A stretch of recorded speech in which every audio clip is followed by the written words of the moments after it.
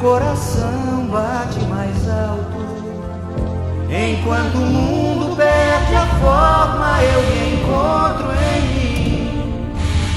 E é aqui que eu sempre vou seguir. E olha que maravilha, não tá vendo? Solta a GoPro! GoPro de retaguarda, inaugurando a retaguarda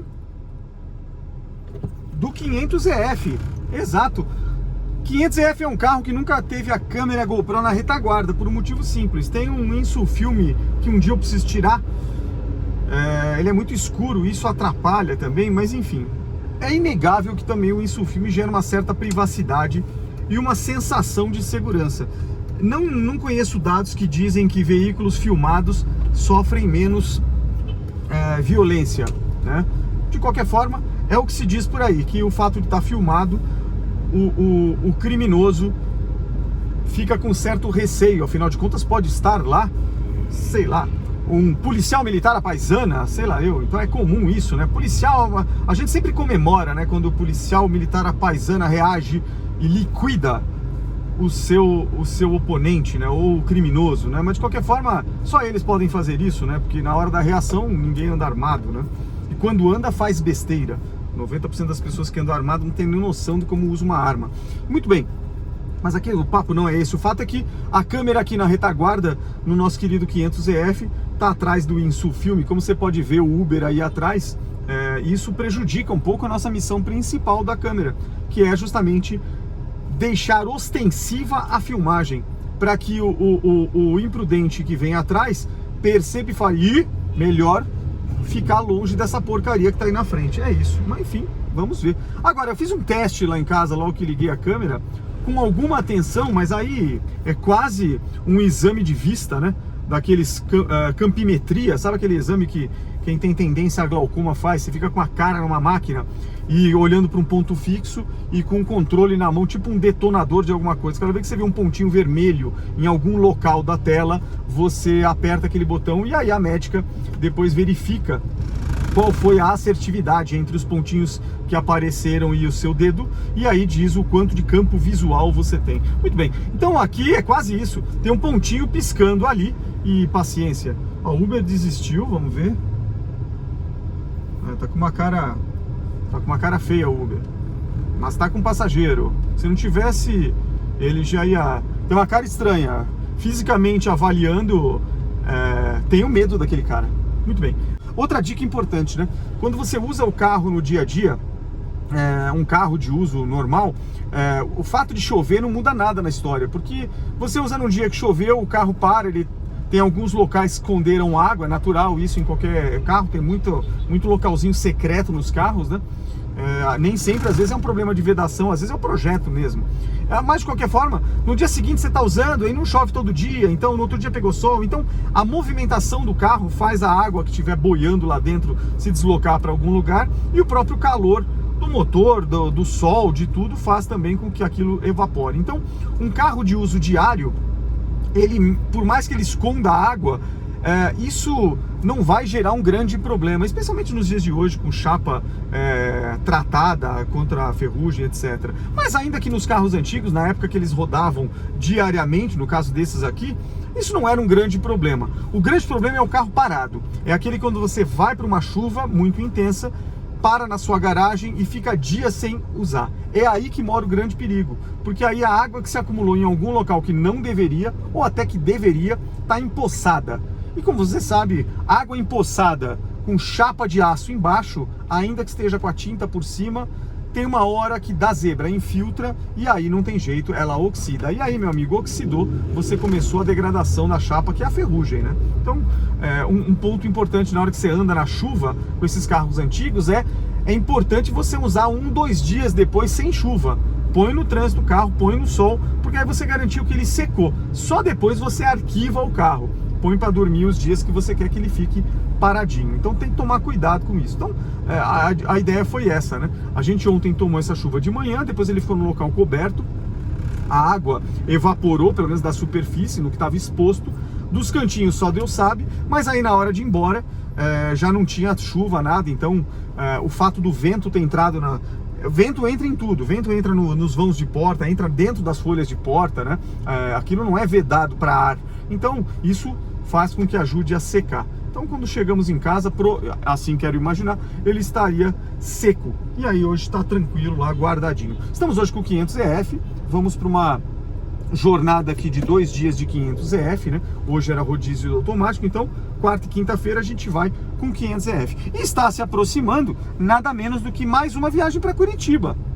Neste sábado a gente vai para Curitiba, exatamente. Só que dessa vez vamos com qual? A vez dele, é o famoso Monza CCV. É esse que nós vamos usar na estrada, com 3.600, na verdade com 4.200 já da troca de óleo, mas muita estrada, então a gente vai voltar para São Paulo com 5.200, por aí nós vamos já fazer a troca de óleo dele também, então aí já vai ficar certinho. O CCV, ele tá com, não é nenhum problema, mas eu detectei um possível prematuro problema. Então, ligando ontem ele na garagem, funcionou bem, não está mais oscilando, deu certinho. O fato de usar o carro parou de dar problema, tá tudo em ordem com a parte de carburação e provavelmente com ignição, mas eu identifiquei um pequeno corrimento, um pequeno vazamento no primeiro cilindro externo, né, de óleo. Isso não é bom, porque significa que a vela não está vedada. E aí, das duas, uma, ou eu errei no torque quando troquei as velas dele recentemente, ou a rosca já não está tão boa. E esse é um pesadelo quando você vai pensar nesses carros, porque rosca ruim pode significar que você vai ter que abrir um cabeçote para fazer rosca de novo, etc. Existem alguns componentes que podem te postergar essa abertura de motor. Um deles, por exemplo, é aquela luva que você compra baratinho, que ela é cônica. Você põe aquilo no buraco quando a sua rosca está espanada, e ela por si só é uma rosca interna que serve para os 14 milímetros da vela do Monza. Então não custa caro, é sempre bom você ter, mas não é o melhor modelo do mundo, porque ela muda a distância do eletrodo da vela do local que ele foi projetado, pelo menos em uns 2 centímetros. Eu não sei dizer o quanto isso impacta na detonação, na ignição. De qualquer forma, não é o ideal, né? Então aquilo é uma solução emergencial, né?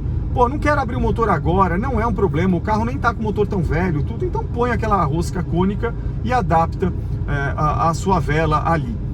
Se alguém quiser aí deixar no comentário o quanto isso impacta no momento da detonação, que coloque. E se de repente falar, não, isso não impacta, porque o conteúdo lá do cilindro sob pressão, na hora que você coloca uma faísca de alta tensão, ainda que esteja 2 centímetros acima, isso não muda nada a explosão. Não sei dizer. Me parece que deve ter uma pequena alteração. Agora, se ela é perceptível para o funcionamento do motor, para a regularidade do funcionamento do motor, eu não sei.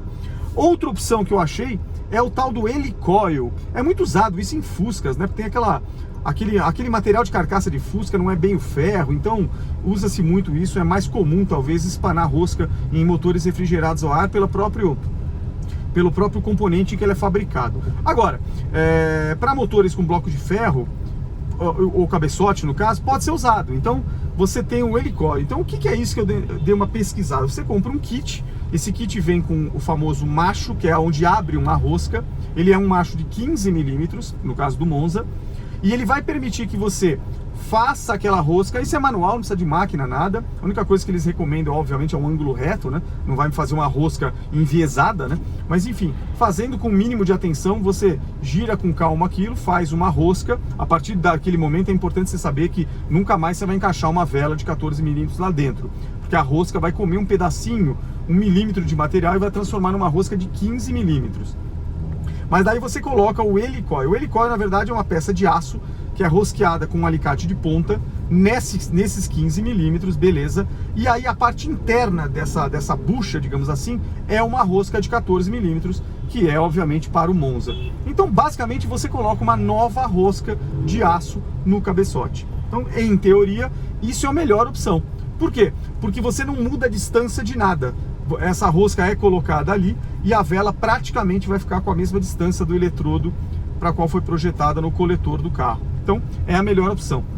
Fizemos as compras das duas coisas. Agora, Sérgio, você já vai fazer isso? Não, né? Não. Eu peguei uma chave de vela, fiz um pequeno aperto, bem de leve, para tentar deixar o torque, não forcei para não espanar, e em teoria agora a gente vai rodar com o carro e vai perceber se aquele vazamento continua ou não continua. Com o carro funcionando, você percebe gás ou ar saindo sob pressão? Não, é bem sutil. Então há uma vedação, não é uma vela solta que está bombeando a pressão da compressão para fora, não é essa a situação. Eu dei um pequeno aperto na primeira vela, é a única que estava com essa situação, e vamos rodar aí para Curitiba e voltar. Agora, se acontecer, a primeira coisa que eu vou fazer é levar na Revisicar, que ele é especialista, fala: Paulo, essas duas opções aqui são viáveis ou eu estou viajando? E ele vai dar a recomendação dele, e aí eu aposto que nesse caso ele vai me dar 3 opções. A opção menos ideal é provavelmente a tal do tucho, né? Porque aquilo muda completamente. A outra opção que ele vai me dar, que não é bem a ideal, é o tal do helicoil. E a última opção, que é talvez a mais correta, seria: cara, tira o cabeçote, faz tudo bonitinho, deixa tudo certo no padrão. Por que eu estou resistente com isso? É uma questão de custo? Não, nem é isso. É uma questão de, se eu queria rodar mais com esse motorzinho desse carro, ele já tem uma questão de anéis e tudo que a gente já sabe, né? Aquela folga do retentor das válvulas e tudo, mas eu ainda acho que ele tem saúde. É uma judiação abrir esse motor num carro que é placa preta, tudo originalzinho, que ele ainda tem saúde. Eu pego estrada com ele tem torque. Então é judiação. E aí eu não tenho dúvida que o dia que eu mandar fazer o cabeçote, eu não vou fazer só o cabeçote. Se já vai abrir o motor, eu vou mandar fazer a retífica completa.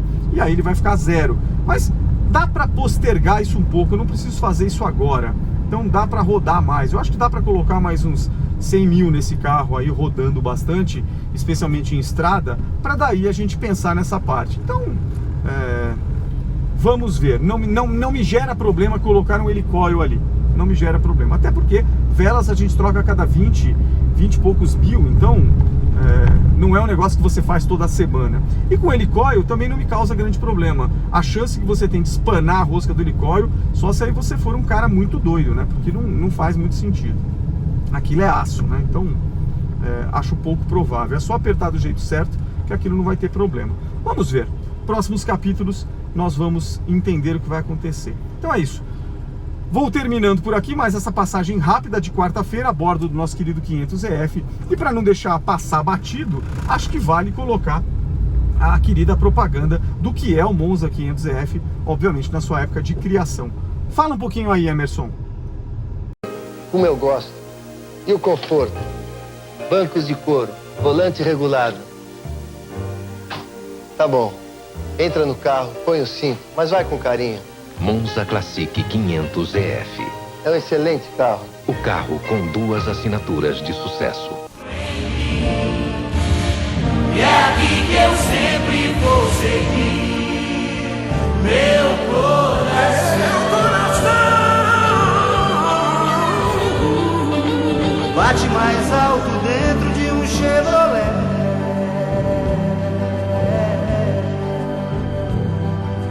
Bate mais alto dentro de um Chevrolet.